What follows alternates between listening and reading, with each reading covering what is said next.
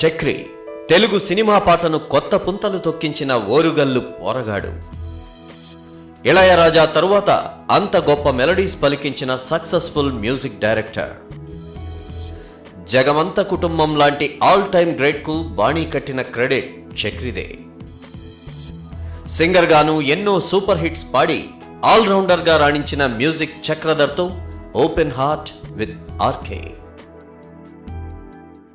Welcome to open heart. నమస్తే చక్రి గారు. నమస్కారం. ఎలా ఉన్నారు? ఫైన్, థ్యాంక్ యూ అండి. బిజీగా ఉన్నారా? పర్వాలేదు. ఓకే, మోడరేట్గా ఉంది పరిస్థితి. అవునండి. సో మీరు మ్యూజిక్ డైరెక్టర్ కాకుండా మంచి సింగర్ కదా? అంటే యాక్చువల్గా సింగర్గా చిన్నప్పటి నుంచి సింగర్, మ్యూజిక్ నేర్చుకొని ఆ తర్వాత మెల్లిమెల్లిగా కంపోజ్ చేసుకుని స్టార్ట్ చేశాను. ఓకే. కంపోజ్ చేసినప్పుడు అందరూ కూడా ఎంకరేజ్ చేశారు, ఎందుకు మ్యూజిక్ చేయకూడదని. యాక్చువల్గా మ్యూజిక్ డైరెక్టర్ అవుదా అన్న ఆలోచన లేదు నాకు. అప్పుడు మ్యూజిక్ డైరెక్టర్ అయ్యాను. ఓకే. సో మ్యూజిక్ డైరెక్టర్ అయిన తర్వాత నా ట్యూన్స్ నేను కంపల్సరీ ట్రాక్స్ పాడతాను కదా. అవును. అది విన్నప్పుడు బాగుందని పెట్టడం జరిగింది. అలా సింగర్ అయ్యారు. ఓకే. మీరు ఫస్ట్ ప్రోగ్రామ్ ఒక పాటతో మొదలు పెట్టండి. మీకు బాగా నచ్చిన పాట, ఇష్టమైన పాట. నీవే నీవే నీవే నేనంట, నీవే లేక నేనే లేనంట, వరమల్లే అందిందేమో ఈ బంధం, వెలలేని సంతోషాలే నీ సొంతం, నీవే నీవే నీవే నేనంట, నీవే లేక నేనే లేనంట. చాలా మంచి స్వరం కదా సార్. అంటే మీరు ఆల్మోస్ట్ మీ మ్యూజిక్ డైరెక్షన్ చేసిన సినిమాలన్నింటికి మీరే పాడుకుంటూ పోయేదిగా? అంటే 2-3 పాటలు పాడుతుంటాను, లేదంటే ఒక పాట పాడుతుంటాను మస్ట్గా. అట్లానే లేదు, అవసరమైతే ఆ పాటకు నా వాయిస్ సూట్ అవుద్ది అనుకుంటే. ఒక్కోసారి కొన్ని సినిమాలో పాడను, దాంట్లో వేరే సింగర్ పాడితేనే బాగుంటుంది, ఈ పాట హైలైట్ అవుతుందంటే సింగర్కి వదిలేస్తాను. అందులో నాదొక గోల్, అంటే నేను ఇండస్ట్రీలో ఉన్నంత కాలం కొత్త సింగర్స్ని పరిచయం చేస్తూ ఉండాలి అని పెట్టుకున్నాను. సినిమాకు ఒకరైనా ట్రై చేస్తుంటాను. డైరెక్టర్, హీరో అందరూ కూడా యాక్సెప్ట్ చేస్తే అది సఫలం. కొత్త సింగర్ని ఆల్మోస్ట్ ఇప్పటికీ ఒక 60-65 వరకు ఇంట్రడ్యూస్ చేశారు ఇండస్ట్రీకి. అవును. వాళ్ళందరూ బాగానే ఉన్నారా? కొందరు లైన్ లైట్లో ఉన్నారు, కొందరేమో ఇంకా ప్రయత్నాల్లో ఉన్నారు. ఓకే. వాళ్ళకి మన ఒక్కరి సరిపోదు కదా. పైగా చాలా మంది ఫ్లడ్ లాగా వస్తున్నారు కదా ఇప్పుడు చాలా. అంటే సింగర్స్ డాన్స్ మీద బాగా అవేర్నెస్ పెరిగింది. అవును. అసలు మీకు ఈ పాట అనేది ఎట్లా మొదలైంది మీలో? అంటే మా నాన్నగారు. మీ నాన్నగారా? ఏంటి ఆయన అసలు మీ బ్యాక్గ్రౌండ్? టీచరా? ఎక్కడ? కంబాలపల్లి అనే ఒక గ్రామం, వరంగల్ జిల్లా, మహబూబాద్. ఓకే. సో అక్కడ ఆయన సింగర్గా ఉన్నప్పుడు, టీచర్గా ఉన్నప్పుడు స్కూల్లో మాకు పాఠాలతో పాటు పాటలు కూడా నేర్పించారు. అక్కడ స్కూల్లో చాలా మంది కూడా సింగర్స్ అయ్యారు. అది ఆ పర్టికులర్ స్కూల్లో చదివిన వాళ్ళు, మీ నాన్నగారి కింద చదివిన వాళ్ళు అందరు ఇక్కడ సినీ ఫీల్డ్ రాకపోయినా కూడా చాలా మంది సింగర్స్గా స్టేజ్ దగ్గర. తర్వాత స్టేజ్ ఆర్టిస్ట్ కూడా నాన్న. అది కూడా బుర్ర కథ. ఓకే. ఏదైనా స్కూల్ డే ఫంక్షన్స్ ఉంటే అందరినీ వీటికి నాటికలు అవి ఉంటే చూడండి, ఏకపాత్ర వాటన్నిటికి ప్రిపేర్ చేయించి మేకప్ కూడా ఆయన చేసేవారు. అంటే ఊళ్ళల్లో ఇంకా అప్పటికింత. సో అన్నీ చేసేవారు ఆయన. నాకు నాన్నగారు చిన్నప్పుడు ఫస్ట్ ఈ బుర్ర కథ కొట్టి అవి నేర్పించారు. చిన్నప్పుడే 2 years అప్పుడే నేను అది మెడకేసుకొని అలా తిరుగుతూనే అన్నట్టు. ఓకే. అందరూ ఏం పని చేస్తున్నావు బాబు అంటే అన్నం పని చేస్తున్నానే అన్నట్టు. అవునా? ఇప్పుడు అదే అన్నం పెడుతుంది. సో అది తెలుసుకుంటే అంటే ఒకసారి అప్పుడు చిన్నప్పుడే మన నోట ఆ మాట వచ్చింది, అదే నిజమైంది ఇప్పుడు. అవును. సో ఆయన ప్రేరణతో నేర్చుకున్నారు మీరు? ఆయన అంటే ఇంకా రోజు పాటలు ఏదో ఒకటి నేర్పించారు. ఎక్కువ దేశభక్తి గేయాలు. ఓకే. అప్పట్లో అది జనరల్గా అదే బాగుంది. అంటే సినిమా పాటలు ఉన్నాయి కానీ వాటిలో కూడా దేశభక్తి అవి పాడనే ఉపయోగం. ఓకే. అసలు సినిమా పాటలు పాడద్దు. ఎప్పుడో స్కూల్లో నాన్న లేనప్పుడు పాడేదాన్ని. తర్వాత ఇంట్లో మాత్రం కంప్లీట్గా అందరికీ నేర్పించేవారు దేశభక్తి గేయాలు, కొంచెం సామాజిక స్పృహ, ఇవన్నీ మంచి దేశభక్తుల కథలు ఇవన్నీ చెప్తుండేవారు. ఓకే. ఫస్ట్ స్టేజ్ షో ఎక్కడ ఇచ్చారు? స్టేజ్ షో అంటారు కాదండి, నేను స్కూల్లో ఉన్నప్పుడే యాన్యువల్ డేకి వాటికి ఏదైనా ప్రోగ్రామ్ మీటింగ్ అనగానే ఫస్ట్ ఒక పాట పాడాలి. అది చక్రధర్ పూర్తి పూర్తి పేరు చక్రధర్. సో చక్రధర్ అని పిలిచేవారు, పాట పాడించేవారు. ఒక దేశభక్తి ఏం పాడేవాడిని. ఆ తర్వాత మళ్ళీగా సినిమాల పాటలు, సినిమాకి తర్వాత డిగ్రీకి వచ్చిన తర్వాత సినిమా లాగా ఉండే పాటలు కంపోజ్ చేయడం స్టార్ట్ చేశాను. ఓకే. అప్పుడు అందరూ ఇంకా అందరూ ఎంకరేజ్ చేశారనమాట. అంటే మ్యూజిక్ మీరే నేర్చుకున్నారు? మీకు ఎవరో? నేను వైలిన్ నేర్చుకున్నాను. వరంగల్లో చదువుతున్నప్పుడు విజయలక్ష్మి గారని వైలినిస్ట్, ఓకే, ఆమె దగ్గర నేర్చుకున్నాను. అలాగే తిరుపతి గారని ఓకల్, కర్ణాటక ఓకల్ కూడా నేర్చుకున్నాను. అయితే డిస్కంటిన్యూ చేశాను, ఒక 3 years నేర్చుకుని. అదే నాకు బేసిక్స్. ఓకే. చిన్నప్పటి నుంచి పాటలు పాడుతూ ఉన్నా కూడా కొంచెం సంగీత జ్ఞానం, అది స్వర జ్ఞానం. చదువు తగ్గించి క్రమంగా దీని మీదకి వచ్చారు? చదువు అంటే ఎంకామ్ చేశాను, కానీ అది ఇంట్రెస్ట్ మాత్రం అదే ఇటు. సో మరి ఫస్ట్ మీకు ఎప్పుడు సంపాదన వచ్చింది దీనివల్ల? ఏంటి సార్ సంపాదన? మీకు అన్నం పెట్టింది ఎప్పుడు సొంతంగా? డిగ్రీలో ఉన్నప్పుడు ఏం చేసేదంటే, నేను డిగ్రీ చదువుతూ school day functions, college day ఫంక్షన్స్కి నేను ట్రైనర్గా వెళ్ళేవాడిని. ఓకే. ఈ సాంగ్స్ అవి నేర్పించి మా నాన్నగారు లాగానే వాళ్ళని ప్రిపేర్ చేసేవాడిని. అప్పుడు ఫీజు తీసుకున్నాను. ఎంత ఇచ్చారు ఫస్ట్? అయ్యో అది గుర్తులేదు. ఇస్తే ఒక 1000 రూపీస్ ఇచ్చుంటారు మొత్తం స్కూల్ డే అంతా చేసి. మొత్తం అంతా ఆ ఫంక్షన్ మొత్తానికి. తర్వాత మేము ఒక ఆర్కెస్ట్రా లాగా ఫామ్ అయిపోయి మా ఊళ్ళో మహబూబాబాద్లో ఫ్రెండ్స్. ఒకరు కాంగో డ్రమ్స్ వాయించేవాడు, ఒకరు గిటార్, ఇలా అందరం కలిసి కొన్ని షోస్ చేసాం. వినాయక చవితికి, శ్రీరామనవమికి, ఇలాంటి వాటికి షోస్ చేశారు. ఓకే. అట్లాగే నేను ఇన్స్టిట్యూషన్, ఈ ఆర్కెస్ట్రా ఇన్స్టిట్యూట్ పెట్టిన ప్లేస్ ఒక పోస్ట్ మార్టం జరుగుతుంది చూడండి, దాని పక్కనే అనమాట. ఇంకా ఊరు చివర. అసలు అక్కడ రావాలంటే భయపడేవాళ్ళు. ఆ కాంపౌండ్లో పెద్ద కాంపౌండ్, ఏదో కాలేజ్ కోసం కట్టించారు, కానీ కాలేజ్ ఆపేశారు. ఓకే. ఆ షెడ్ మాకు ఇచ్చారనమాట.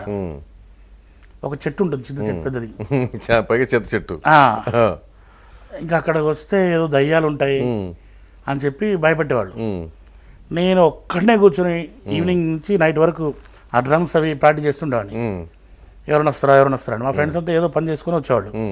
ఒక్కోసారి రాపోయేది. అసలు అందరికీ ఏమైంది, చక్రికి ఏదో పిచ్చి పెట్టినట్టుంది, అదే అక్కడే అక్కడే వాయించుకుంటాడు అని మా నాన్నగారు కలిస్తే, సార్ ఏంటి మీ బాబు టీచర్, మీరన్నా వాలంటీర్ రిటైర్ అయ్యి ఆయనకు జాబ్ ఇవ్వచ్చు కదా, ఇట్లా ఆడడం స్టార్ట్ చేశారు. పడిపోతున్నాడు అది. కొంతమంది ఏమో అది బ్యాండ్ ఉంటుంది చూడండి, ఆ బ్యాండ్లో జాయిన్ అవ్వచ్చు కదా అని. పెళ్లి బ్యాండ్. సో ఇట్లా అంటుంటే మా నాన్న ఒక రోజు నాకు చెప్పకుండా, నేను అక్కడ నైటే పడుకున్నాను అనమాట. నైట్ అక్కడే పడుకున్నాను. పొద్దున వచ్చేసారు, గేట్ కొడుతూ ఉన్నారు, ఏంటని చూసారు. మా నాన్న భయం వేసింది, అమ్మ ఇక్కడికి వచ్చారా అంటే. అక్కడ పరిస్థితి బాగుండదు, ఒక చిన్న కార్పెట్ ఉంటుంది, ఏదో కట్టెని లాక్కొని ఆడ వేసి పడుకునేవాళ్ళం. ఏమంటారు అని చెప్పి మళ్ళీ భయపడుతూ వెళ్ళాను. అయితే నా వచ్చింది నా గురించి కాదు, ఆయన ఒక మోపెడ్ ఉండే, ఆ మోపెడ్ కోసం వచ్చారు. అది వేసుకొని వచ్చి అక్కడ పడుకున్నాను అనమాట. అంత చూశారు, కానీ ఇక్కడే పడుకున్నావు అంటే అన్నాను. ఇది మరి నాకు ఇచ్చి వెళ్ళాలి కదా, ఇక్కడ పెట్టుకుంటే ఎట్లా అన్నాడు. తీసుకున్నారు, అమ్మాయి బతికిపోయాను. తర్వాత మరి ఏంటి అక్కడ ప్రాక్టీస్ అక్కడ చేస్తున్నావు అని చెప్పి అడిగారు. లేదు చేస్తాను బిజినెస్ చేస్తాను, జాబ్ చేయవా అన్న. నాకు జాబ్ ఇంట్రెస్ట్ లేదు. ఎందుకని, మీ 5 అనమాట, అందములు, ఇద్దరు అక్కలు, నేను, చెల్లి, తమ్ముడు. ఓకే. సో 5 మీరు సాధడానికి మీరు ఎంత కష్టపడుతున్నారో నేను చూశాను, ఒక గవర్నమెంట్ ఎంప్లాయీగా. ఆయన ఏంటంటే లగ్జరియస్ లైఫ్ అంటే ఆయనకి ఇష్టం ఉండదు. సింపుల్ కలర్ టీవీ ఇష్టం ఉండదు. టీవీ అంటే ఎందుకు ఏదో ఒకటి చూడాలి, వార్తలు న్యూస్ చూడాలంటే black and white TV. Fridge అవి ఇష్టం ఉండదు, మంచి రంజన్ అట్లా పెంచారు. సో కానీ అవి తేలేక కాదు, అదేదో డబ్బులు మనం ల్యాండ్స్ కొందాం, అవి కొందాం, అవి ముందు మీకు పనికి వస్తాయి. కరెక్ట్. బట్టలు ఎక్కువ కొనిచ్చేవారు కాదు. మామూలుగా టీచర్స్కి ఆప్కో అని అవి ఇస్తుంటారు కదా, అవి వేసేవారు. సో ఇలాంటి పరిస్థితుల నుంచి ఎట్లయినా జాబ్ చేయాలి, అది ఎలాగైనా బిజినెస్ చేయాలి అనేది బాగా పడింది. నాన్న బిజినెస్ చేస్తానంటే ఏం చేస్తాను. అక్కడ మా మామయ్య వాళ్ళు ఈ బట్టల దుకాణం ఉంటుంది క్లాస్ స్టోర్స్ వాళ్ళది పెద్దది. వాళ్ళు ఎలా డెవలప్ అయ్యారో చూశాను నేను. ఎవరు మీ మేనమావా?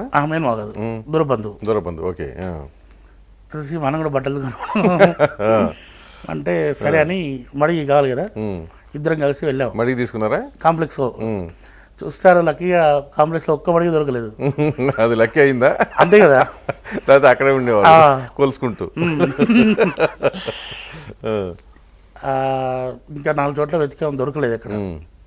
సరే నేను చూస్తాను ఎక్కడైనా, చూసినప్పుడు మీరు మిమ్మల్ని పిలుస్తాను అని చెప్పాను. ఇంకా అలా అవుతున్న టైంలో ఆ మామయ్య ఎవరైతే ఉన్నారో వాళ్ళ అబ్బాయి రఘువీర్ అని నన్ను హైదరాబాద్ తీసుకొచ్చారు. ఓకే. ఆయనకి ఏదో ఎలక్ట్రికల్ గూడ్స్ షాప్ పని ఉండి ఆయనతో పాటు హైదరాబాద్కి వచ్చాను. వచ్చినప్పుడు అప్పటికి నా దగ్గర కొన్ని సాంగ్స్ అవి నేను రెడీ చేసి పెట్టుకున్నాను. దాని ఎట్లైనా ఆల్బమ్ చేయాలని కోరిక. అప్పుడు ఆయనతో అడిగాను, ఎంత ఇక్కడ స్పీడ్గా ఎక్కడ చూసినా అసలు బస్సు కూడా లాగట్లేదు, పరిగెత్తుకుని ఎక్కుతున్నారు, పోతుంటే దిగుతున్నారు, ఎంత ఫాస్ట్ ఉంది ఇక్కడ హైదరాబాద్. నాకు ఊహ తెలిసిన తర్వాత ఫస్ట్ టైం వచ్చాను. చిన్నప్పుడు ఎప్పుడో వచ్చాను, ఇది మామూలుగా ఎక్స్కర్షన్ అట్లాంటి వాడికి వచ్చాను. సరే ఏదో బాగుంది ఇక్కడ, నేను ఇక్కడ సెటిల్ అవ్వనా అని అడిగాడు ఆయన్ని. ఏం చేస్తావు అంటే ఏదో ఒక జాబ్ చేస్తాను. ఎందుకు, నీ గోల్ ఏంటంటే ఆల్బమ్ చేయాలి కదా, స్టూడియోస్ అని ఇక్కడే ఉన్నాయి అంటే సరే నేను చెప్తాను. ఏదో ఒక బిల్డింగ్ కన్స్ట్రక్షన్ అవుతుంది మా ఫ్రెండ్ది, దానికి సూపర్వైజర్గా చేస్తామని అడిగాను. సూపర్వైజర్ అంటే ఏం చేయాలని అడిగాను. వెళ్ళి కాపలా సిమెంట్ అవి అది చూసుకోవాలి, లేకపోతే వాటర్ కొట్టించాలి అని చెప్పారు. సరే పర్లేదు చేద్దాం, ఏదో ఒకటి చేస్తే మనం తర్వాత ముందు నిలదొక్కవచ్చని. అది సరే అని ఆయనతో మాట్లాడేశారు. నేను వచ్చేసాను సర్దుకొని. 1995 June 14th నైట్. ఓకే. దిగా హైదరాబాద్లో సరత్ నగర్. నైట్ కరెక్ట్గా నా బర్త్డే June 15th అండి. ఆ టైంకి కరెక్ట్గా ఒక కాంప్లెక్స్కి వెళ్ళి అక్కడ సెటిల్ అయ్యి ఇలా రఘువీర్ పంపించాడు. మార్నింగ్ 15th రోజు ఆ కాంప్లెక్స్కి వెళ్ళాను. అలా వెళ్తే ఆ అబ్బాయి లేడు, వాళ్ళ నాన్నగారు ఉన్నారు. అంటే సూపర్వైజర్గా జాబ్ నేను పంపించారంటే ఎవరు పంపించారంటే మీ అబ్బాయి వాళ్ళ ఫ్రెండ్ అని. మా అబ్బాయి చెప్పాడు ఆ జాబ్ అంటే అవునండి, వాడికేం జాబ్ లేదు ఇక్కడ. వాడికి జాబ్ లేదు నీకేం ఇవ్వాలంటే అసలు మీ అబ్బాయి ఏంటంటే టుమ్కూరులో ఉన్నాడండి. బాగా పెట్టున్నాడు, నా ఫేస్ గమనించాడు ఆయన. ఏంటి బాబు అన్నాడు. నేను ఈ జాబ్ వద్దని చెప్పి మా ఊరి నుంచి వచ్చేసానండి, మా నాన్నగారు అందరూ వద్దన్నారు, ఆయన కూడా వచ్చేసాను. నా పరిస్థితి ఇంకా ఏం చేయాలి అర్థం కావట్లేదు అంటే సరే ఒక పని చేయి అని ఒక బుక్ ఇస్తారు, నోట్ బుక్ ఇచ్చారు. ఈ ఫ్లాట్కి ఇంత, ఈ ఫ్లాట్కి ఇంత, ఈ ఫ్లాట్కి ఇంత, ఇది నీ స్క్వేర్ ఫీట్ అని చెప్పారు. నాకు అంత కొత్త ఉంది అంతా. ఓ ఇట్లా అమ్ముతారా ఇక్కడ స్క్వేర్ ఫీట్ లెక్కున్నా, ఇట్లా అమ్ముతారా అని అనుకున్నాను. అనుకుని ఇది నువ్వు అమ్మి పెట్టాలి. హైదరాబాదే కొత్త నాకు, ఎక్కడ తిరగాలి, ఎవరు అడగాలి. సరే అని రాసుకున్నాను. రాసేసుకొని మళ్ళీ ఫ్లాట్కి వెళ్ళిపోయి ఆలోచన పడిపోయాను. నైట్ భోజనానికి ఆ రఘువీర్ ఎవరైతే పంపించారో వాళ్ళ బావగారు ఇక్కడ ఉంటారు, వాళ్ళ ఇంటికి వెళ్ళాను. భోజనం చేసినప్పుడు ఒకటి ఇంటర్వ్యూ అని పడింది, వాకిన్ ఇంటర్వ్యూ అని. వెళ్తామని అడిగారు ఆయన. వెళ్తా అన్నాను. నెక్స్ట్ డే ఇంటర్వ్యూకి వెళ్ళాను, సెలెక్ట్ అయ్యాను. అది సిగ్బే హాస్పిటల్ ఇక్కడ అమీర్పేటలో. ఓకే. డయాగ్నోస్టిక్ సర్వీస్ వాటికి మార్కెటింగ్. సో మొత్తానికి అక్కడ మార్కెటింగ్ వదల్లా మిమ్మల్ని. So hospital services, diagnostic services గురించి నేను మిగతా డాక్టర్స్ చిన్న ఊళ్ళలోకి వెళ్ళేసి చెప్పి కేసెస్ రిఫర్ చేయమని చెప్పాలి. ఓకే. ఇది జాబ్. సరే చేద్దామని చెప్పాను. 800 శాలరీ అన్నారు 95లో. 800 శాలరీ ఏంటి, సరిపోదు కదా ఇది, ఎలా అని చెప్పి ఆలోచిస్తున్నాను. మాతో పాటు ఒకతను వెళ్ళిపోయాడు. నేను ఆల్రెడీ టీచర్ చేస్తున్నా, నాకు 1000 రూపీస్ ఇస్తున్నారు, ఈ 800 నాకు ఎందుకని వెళ్ళిపోతున్నాడు. ఒక 5-10 మినిట్స్లో నాకు అక్కడ రిసెప్షన్లో మా ఊరమ్మ అయింది, నా సీనియర్ కాలేజీలో. మీరు చక్రధర్ కదా అని అంటే అవునన్న. ఓ మీరు మా ఊరే కరెక్ట్ చూసానని నేను కూడా మాట్లాడుతున్నాం. ఇలా మా పిఆర్ఓ లోపలికి బయటకు వచ్చారు. మీకు ఎంతమంది సాలరీ 800 చెప్పాను కదా అంటే అవునండి, దాంతోపాటు ఇంకొక 500 టీఏడిఏల కింద ఇస్తారు, ట్రావెలింగ్ అది అన్నారు. అంటే 1300. పర్లేదు. ఓకే ఓకే బాగానే ఉంది అనుకున్నాం. మీతో పాటు ఇంకోటి అనేది ఆల్రెడీ అన్నారు. అంటే ఆయన వెళ్ళిపోయాడండి. నేను అర్జెంట్గా పరిగెత్తాను బిల్లు అన్నాను. చూసాను అక్కడ ఎక్కడ లేడు. మీ ఇద్దరికి కాదు ఇంపార్టెంట్ జాబ్, వాడికి అవసరం, అతను ఎక్కడ కనిపించినా రమ్మని చెప్పాడు. లేదండి అతని అడ్రస్ ఫోన్ నెంబర్ ఏం తీసుకోలేదని చెప్పాము. మా ఇద్దరిని జాబ్ పెట్టుకున్నారు. అప్పటి నుంచి ఇంకా పెట్టుకోగానే ఆల్బమ్స్ చేయడం, ప్రైవేట్ ఆల్బమ్స్ అవి చేయడం, అవి చేస్తూ చేస్తూ మెల్లిగా ఒక 10,000 వడ్డీకి ఇంట్రెస్ట్ తెచ్చుకొని ఆల్బమ్ చేశాను. పండు వెన్నెల ఆడియో ఆల్బమ్ పేరు. అక్కడ గుజరాత్ గల్లీకి వెళ్ళేసి ఆడియో కంపెనీ చుట్టూ తిరిగా, ఎవరు కొనలేదు. ఎట్లా అని చెప్తే ఒక ఆయన కోటి గారని, మేము కొనం కానీ మేము రిలీజ్ చేస్తాం, మీకు ఒక 500 క్యాసెట్స్ ఇస్తాం అంటాం. బాగానే ఆఫర్ అని చెప్పి ఇచ్చేసాను. ఇచ్చేస్తే అప్పుడు ఆ 500 క్యాసెట్ పట్టుకొని మా ఊర్లో అక్కడ ఇక్కడ మా సరదా తీరింది. ఇంకా పంచడమే. ప్రతి ఒక్కరు నాకు 25 క్యాసెట్లు నేను డబ్బులు ఇస్తానడం తీసుకోవడం అంతే. ఇంకా మొత్తానికి ఇదే రిలీజ్ అయింది. ఆ తర్వాత మెల్లిమెల్లిగా ఇంట్రెస్ట్ డబ్బులు పెరిగిపోతూ ఉన్నాయి, అవి కట్టడం అదొక పని అయిపోయింది. మెల్లిగా అవకాశాలు వచ్చాయి. మంగళ జాతర అని, బోనాలని, ఏదో రకరకాల ఆఫర్స్. సానా ఆడియోస్ అని సలీం గారు ఒకరు, ఈ కోటి గారు ఒకరు బాగా ఎంకరేజ్ చేశారు. ఆ తరుణంలో సలీం గారు ఏం చేశారంటే, చిరంజీవి గారి బర్త్డే వస్తుంది, ఈ చిరంజీవి గారి బర్త్డే మీద ఒక క్యాసెట్ చేస్తే ఎలా ఉంటుంది మనం అడిగారు. బేసికల్గా నేను చిరంజీవి ఫ్యాన్ని. ఓ బాగుంది ఐడియా అని చెప్పి సరే చేద్దాం సార్ అన్నాను వెంటనే. అంటే ఇట్లా చిరంజీవి గారి పాత పాటలను తీసుకొని వాటి మీద రాస్తారా అని అడిగారు. అట్లా కాదు, అట్లా ఎందుకండి మామూలుగా ఉంటుంది కదా, నేను కొత్తగా ఏమైనా చేస్తాను అని ఆయన షాప్లో బిజీ అయిపోయి పక్క రూమ్లోకి వెళ్ళేసి, ఓపెన్ ప్లేస్ అది రూమ్ కూడా కాదు, ఒక ట్యూన్ చేశాను. చూడాలని ఉంది చూడాలని ఉంది, మా ఆలోచనలో నువ్వే, మా అన్వేషణలో నువ్వే, మా స్టార్ మెగా స్టార్ అని చేశాను. వెంటనే ఆయన బాగుంది ఇది మనం క్యాసెట్ చేద్దాం, మిగతా 6 పాటలు రెడీ చేయడం అనగానే ఇంకా వెంటనే అదే ఇన్స్పిరేషన్తో మిగతా 6 పాటలు రెడీ చేసి క్యాసెట్ చేసాం. చేసి చిరంజీవి గారిని కలవడానికి వెళ్ళాము. అప్పుడు స్నేహం కోసం షూటింగ్ అవుతుంది. ఓకే, కలిస్తే చిరంజీవి గారు బాగా రెస్పాండ్ అయ్యారు. ఫోటో తీస్తున్నప్పుడు మంచి ఫొటోస్, ఒకటైతే మన ఫ్యూచర్ చాలా ఉంది, బాగా మనం కలిసి చేద్దామని చెప్పారు. నాకేమో మ్యూజిక్ చేయాలని, ఆయనేమో పాటలు ఆపిస్తా అంటున్నారు, నెక్స్ట్ సినిమాకి పాటలు ఆపిస్తా అన్నారు. కానీ నాకు హ్యాపీనెస్ లేదు. కాదు సార్ నేను మ్యూజిక్ చేస్తాను, ఫస్ట్ ముందైతే మొదలుపెట్టు లిరిక్స్ రాయమన్నారు. నాకు కావాలని ఇష్టం లేదు రాయడం, ఎందుకంటే చిరంజీవి గారు లాంటి ఒక పెద్ద హీరోకి లిరిసిస్ట్గా పరిచయం అవుతే అదే ముద్ర పడిపోతుంది. ఓకే, ఏదో చిన్న సినిమాకి రాసామంటే ఓకే, వెళ్ళొద్దని చెప్పి వెళ్ళలేదు. ఒక అవకాశం ఇచ్చారు ఇద్దరు మిత్రులకి, వెళ్ళలేదు. తర్వాత మ్యూజిక్ కోసం ట్రై చేశాను బాగా. తర్వాత అంజీలో ఒక పాట చేయడానికి ఇచ్చారు, కానీ మళ్ళీ దురదృష్టవశాత్తు అంజీ మొత్తం మళ్ళీ ఇళయరాజా గారికి ఎవరికి వచ్చారు, అలా పోయింది, మిస్ అయింది. ఆ తర్వాత ఇంకా బాచి సినిమా వచ్చింది నాకు, పూరి జగన్నాథ్ గారు. ఈ ఆడియో ఆల్బమ్స్ అని చేస్తున్నాను. ఆ టైంలో కొంచెం మార్కెట్లో అక్కడిక్కడ స్ప్రెడ్ అయింది నా పేరు. ఆదిత్యలో ఆడియో కంపెనీలో సత్యదేవ్ అని ఒక పర్సన్ ఉన్నారు, ఆయన నా ఫ్రెండ్, ఆయన జగన్ గారి కూడా ఫ్రెండ్. ఓకే, ఆయన వెళ్ళి నా క్యాసెట్స్ ఆయనకి ఇచ్చారు. అప్పటికి 2 చిన్న సినిమాలు చేశాను, అవి రిలీజ్ అవ్వలేదు. సో మన దగ్గర మన క్యాసెట్ ఉన్నది, అది తీసుకెళ్ళి జగన్ గారికి వినిపిస్తే జగన్ గారు మంచి ఫీల్ ఉందని జగన్ గారు బాగా సినిమా ఇచ్చారు. అది సో అట్లా మొదలైంది. అవునండి. సో అక్కడి నుంచి ఇక్కడి దాకా అనమాట, భూపాలపల్లి నుంచి కంబాలపల్లి నుంచి ఇక్కడికి ప్రయాణం జరిగింది మొత్తానికి.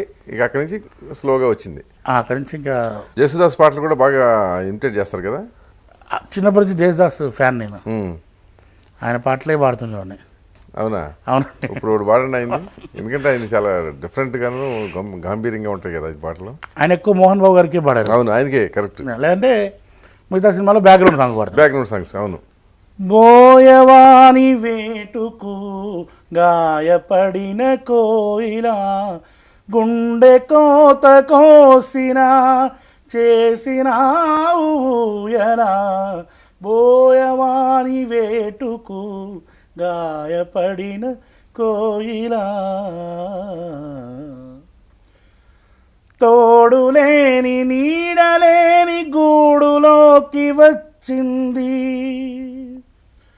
ఆడతోడు ఉంటానని 3 ముళ్ళు వేయమంది.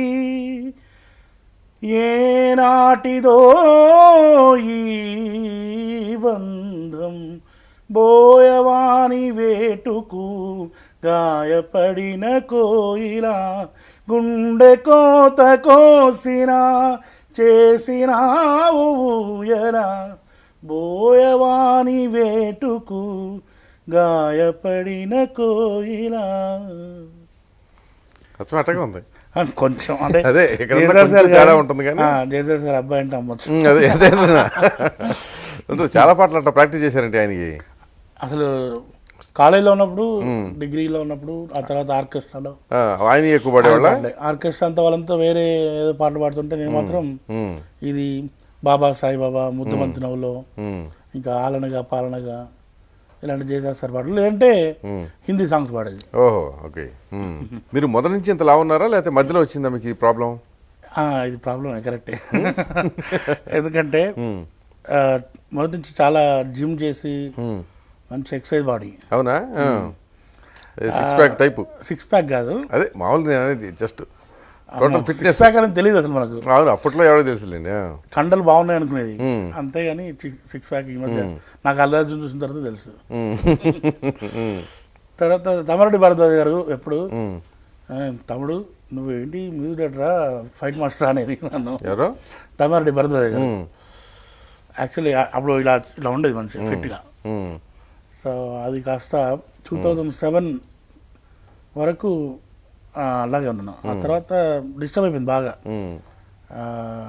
టైంకి ఫుడ్ లేదు, టైం స్లీప్ లేదు, అది పెరుగుతూ పోయింది అంతే. ఓకే. మెయిన్గా ఇన్ టైంలో తినకపోవడమే, ఇన్ టైంలో పడుకోపోవడం. ఇప్పుడు మళ్ళీ దాని గురించి ఫుల్ కేర్. ఏదో మీలాగానే హిందీ సింగర్, పంజాబీ సింగర్ ఉన్నారు కదా, అద్నాన్ సమీ. ఆయన కూడా ఇప్పుడు తగ్గాడు కదా, సర్జరీ చేయించుకున్నారు. అదే సర్జరీ చేయించుకుని. అవును, ఒకసారి చేయించుకుని ఆ తర్వాత మెయింటైన్ చేసుకుని మీరు కూడా న్యాచురల్గా తగ్గుదామని మళ్ళీ న్యాచురల్ తగ్గుదామని ట్రై చేస్తున్నాను ఇప్పుడు ఫుల్ సిన్సియర్గా. ఇంతకుముందు చేశారు ఎప్పుడన్నా? అప్పుడు చేసి వదిలేసాను. ఇప్పుడు పక్క ఒక గ్యారంటీగా. ఎన్ని రోజులు తగ్గే వరకు? తగ్గే వరకు అంటే దానికి డెడ్ లైన్ పెట్టుకోవాలి కదా, 10 సంవత్సరాలు కాదు కదా. అంటే సంవత్సరాలుగా పెంచింది ఒక్కసారి ఎట్లా జరుగుతుంది సార్? ఒక 1 year అన్న పడుతుంది కదా. ఇప్పుడున్న మీ ఫిజిక్కి విపరీతంగా దాన్ని హింస పెట్టాల్సింది మీరు. విపరీతంగా అంటే టైం బట్టి చేస్తాను. అది శరీరాన్ని హింస పెడితే తప్పితే 2 hours చేస్తే మీరు అపరిమితంగా సుఖపెట్టారు. సో దాన్ని హింసిస్తే కానీ అది మళ్ళీ దారిలోకి రాదు. అది మాత్రం వాస్తవం. అందుకని నేను అనేది చేయాలి, చేస్తాను. సో ఇంకా అంతవరకు పొద్దున ఎన్నింటికి లేస్తారు మీరు? అంటే నైట్ లేట్ అయితే కనుక పొద్దున 9 వరకు ఉంటుంది స్లీప్, లేదంటే 7:30కి అట్లా. అంతకన్నా ఎర్లీగా లేవడం కూడా నాకు సాధ్యమయ్యేది ఇంతకుముందు. ఈ మధ్య సినిమా ఫీల్డ్కి వచ్చిన తర్వాత ఏమైందంటే బాగా తుమ్ములు అవి వస్తుంటాయి మార్నింగ్ లేస్తే. ఓకే, ఎందుకని? ఏదో ఇస్నోఫిల్స్ ఏదో ప్రాబ్లం వచ్చింది. ఓకే, అప్పుడు అది వచ్చిన దగ్గర నుంచి ఇంకా మార్నింగ్ లేవడం అనేది పెట్టుకోలేదు. ఓకే, లేచినా కూడా చన్నీళ్ళు తగలనివ్వను. అది తగిలితే అంతే తుమ్ములు వచ్చేస్తాయి. పొరపాటున ఆ రోజు పొద్దున్నే లేచి ఏదైనా ఓపెనింగ్, మన సినిమా ఓపెనింగ్ ఉంటాయి కదా, అక్కడికి వెళ్తే కరెక్ట్ కొబ్బరికాయ కొట్టే ముందు తుమ్ము వచ్చేస్తుంది.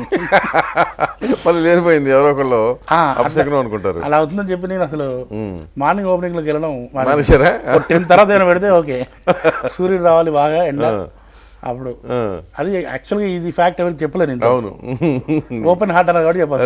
అంతేగా మరి. ఇప్పుడు అందరు అడుగుతారు అమ్మ దొంగ, అందుకే అసలు సమస్య ఇది అని చెప్పి, లేకపోతే వాళ్ళు వేరే రకంగా అబద్ధం చేసుకుంటారు కదా, ఏదో పడుకుంటారు సోమరి అనుకుంటారు. సో ఇప్పుడు మామూలుగా ఏంటంటే ఆ ఇండస్ట్రీ అంతా హైదరాబాద్లో ఉన్నా కానీ తెలంగాణ వాళ్ళకి ఎంకరేజ్మెంట్ లేదు అనేది ఒక విమర్శ ఉంది. అప్పుడు ఈ మధ్యకాలంలో ఎక్కువ వినిపిస్తుంది అది. మీరు తెలంగాణ, మీ ఓన్ ఎక్స్పీరియన్స్ ఏంటి? మీకు ఎంకరేజ్మెంట్ ఇచ్చినట్ట ఇవ్వనట్ట ఇండస్ట్రీ? నేను అసలు నాకు ఫస్ట్ అవకాశం ఇచ్చింది పూరి జగన్నాథ్ గారు. అప్పుడు ఏ ఆలోచన లేదు తెలంగాణ ఆంధ్రాని. అవును, నేను వచ్చింది వరంగల్ నుంచి తెలుసు, మరి అయినా ఇచ్చారు కదా. ఎక్కువ మంది నాకు తెలిసి టాలెంట్ చూస్తారండి, టాలెంట్ మీద. ఓకే, ఇప్పుడు అనవసరంగా ఇవన్నీ ఫీలింగ్స్ వచ్చాయేమో కానీ ఇంతకుముందు అసలు లేదు, ఏ ఫీలింగ్ లేదు సినిమా వాళ్ళకి. అంతే, సినిమా వాడు అంతే నేను కూడా సినిమా వాళ్ళకు అసలు ఈ ఫీలింగ్స్ అక్కర్లేదు. ఎందుకంటే ఒక సింగర్ ఉన్నాడు, ఒక మ్యూజిక్ డైరెక్టర్ ఉన్నాడు, అతని పాట ఒక భారతదేశం మొత్తం కాదు ప్రపంచం మొత్తం వింటుంది. అవును, మనం టీవీ ఆన్ చేస్తే ఈరోజు ప్రపంచం మొత్తం చూస్తుంది. అంతే కదా, ప్రాంతాన్ని పరిమితం చేయటం అన్యాయం అది. సో నేను వెళ్ళి వైజాగ్లో మన షో చేశాను, అందరు చప్పట్లు కొట్టారు, వచ్చి ఆటోగ్రాఫ్లు దిగారు, తీసుకున్నారు ఫోటోగ్రాఫ్. సో ఇక్కడ మరి అది కనిపిస్తుంది. ఎంత పాలిటిక్స్ కానీ మిగతా అక్కడ వరకు మాత్రం అది ఉంటుంది, మాకైతే ఉండదు, అది జనాల్లోకి వెళ్ళకూడదు, అది మాకైతే లేదు. నేను బాగా గమనించాను. రీసెంట్గా విజయవాడలో షో చేశాను, అక్కడ కూడా ఎప్పుడు అనిపించలేదు. ఈవెన్ రీసెంట్ షో చెప్తున్నాను, అదే రీసెంట్ అదే ఈ ఉద్యమం అయిన తర్వాత విద్వేషాలు మొదలయ్యాకే. సో ఆ ప్రభావం ఎప్పుడు మాకు అనిపించలేదు. అంటే దాన్ని బట్టి ఏంటంటే సినిమా వాళ్ళని ప్రాంతాల వారిగా చూడొద్దు, విడగొట్టొద్దు అని, అంతేనా? సినిమా వాళ్ళు దీనికి అతీతం.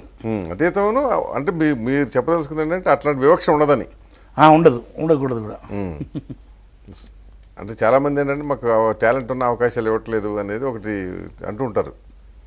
ఏమో కొన్ని చోట్ల అది అవ్వచ్చు, మరి ఇన్సిడెంట్ అవుతేనే అంటారు, లేకపోతే టాలెంట్ లేని వాళ్ళ మాటతో మాత్రం అది ఒప్పుకోవద్దు. అదే కదా. ఇప్పుడు మీకు పూరి జగన్నాథ్ కాంబినేషన్ ఎట్ట కుదిరింది అసలు? బాగా ఎక్కువ సినిమాలు, ఆయన సినిమాలు పెద్ద చాలా వాటికి మీరే చేశారు కదా? అవునండి.